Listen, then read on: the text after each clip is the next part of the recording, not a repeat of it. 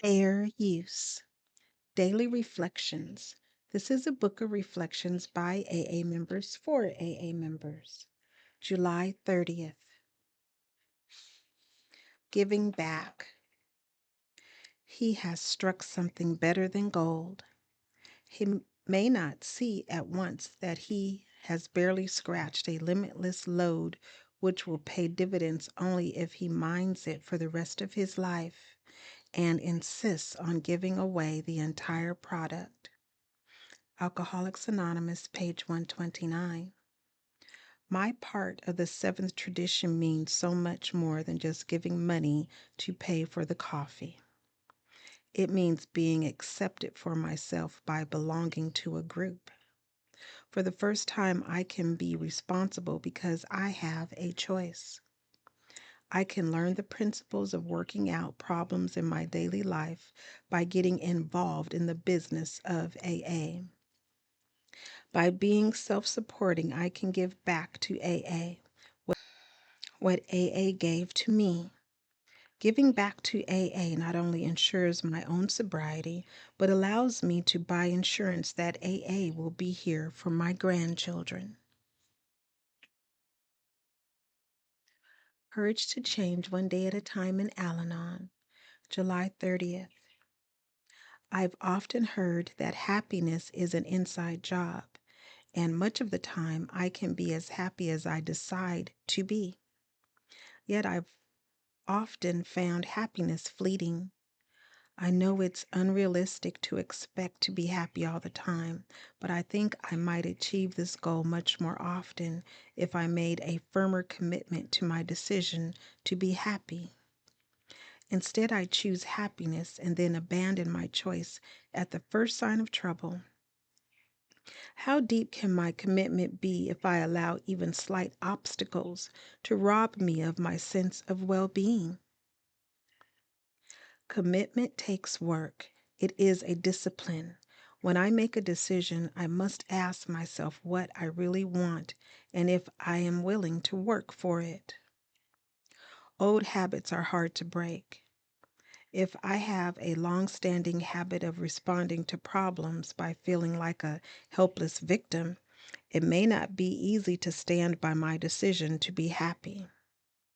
A change of attitude sometimes helps.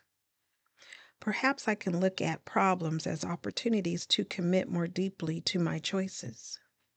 In other words, every obstacle can prompt me to assert that I really mean it. I do want to be happy. Today's reminder: when I make a choice and then stick with it, I teach myself that my choices do have meaning and I am worthy of trust. I have an opportunity to make a commitment to one of my choices today.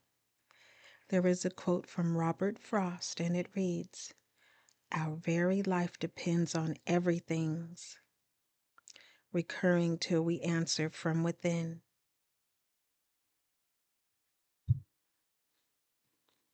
Just for today, Daily Meditations for Recovering Addicts, July 30th. Regular Inventory.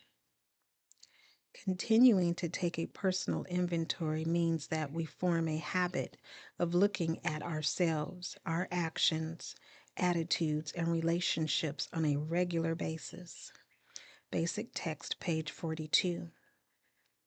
Taking a regular inventory is a key element in our new pattern of living.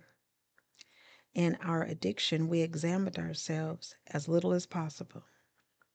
We weren't happy with how we were living our lives, but we didn't feel that we could change the way we lived. Self-examination, we felt, would have been a painful exercise in futility. Today, all that is changing.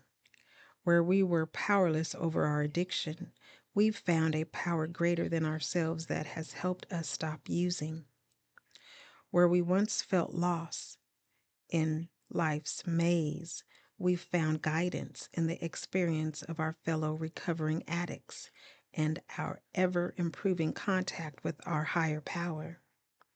We need not feel trapped by our old destructive patterns. We can live differently if we choose.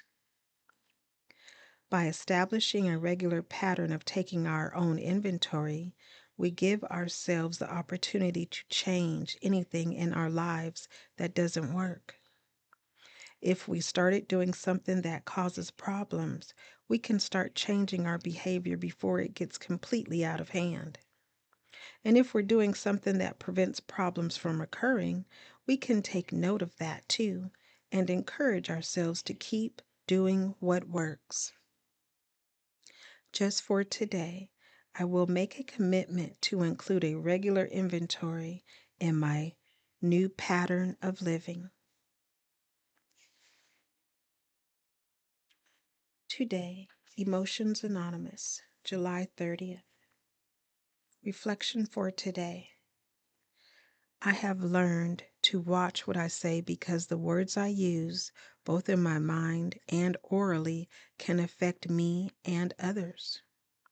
If I use pessimistic, sad, or angry words, I tend to feel and behave in that way. When I use optimistic, happy, and loving words, I react in those ways. When I speak constructive and joyful words, people around me seem to be happier and to respond in the same positive manner. My words can be powerful and influence me and others. I must select them with care. It helps if I stop to think before I speak. Meditation for today. Please inspire my words today and let them be an expression of good. Today I will remember. I will watch my words. Strengthening my recovery. Meditations for adult children of alcoholics, dysfunctional families. July 30th. Tradition 7. In ACA, we learn to give for the right reason, and we learn the right amount to give. We give our fair share and let others give their fair share. So we all take ownership in ACA. BRB, page 524. At ACA meetings, the seventh tradition reminds us that we contribute as we are able. There was a time when a quarter was thought to be enough. As times changed, $1 seemed about right. More recently, $2 has become more the norm. As the fellowship grows, the need for financial contributions from members may also grow. Some groups pay higher rents and may ask members to contribute more if they can. However, this is not obligatory and never a requirement for membership.